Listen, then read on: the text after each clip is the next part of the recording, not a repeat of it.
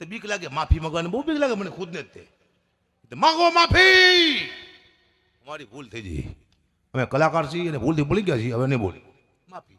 હવે એક સમય એવું આવવાનું છે, પબ્લિકને જવા દો, અમે એમ કહીશું કે એક હતો ચકો, એક હતી ચક્કી, ચકો લાયો, ચોખા દાણો ચકો લાયો, મોકલો તો એની માફી માંગવી પડશે કે ચકાની માફી માંગો, અમારું પ્રિય પક્ષી છે, તમે અપમાન કર્યું છે, મારી નહીં માફી માંગવી. હે ચક્કા, તું ચકો હું હકો, ચકા બકાવો તારી માફી માંગુ છું. આ દુનિયા માફી મગાવશે, ઓળખું જ દુનિયાને, આ દુનિયા કંઈ પણ કરે, હા એની પાસે કંઈ બીજું કામ જ નથી, જેને ધંધો નથી ને યાદ.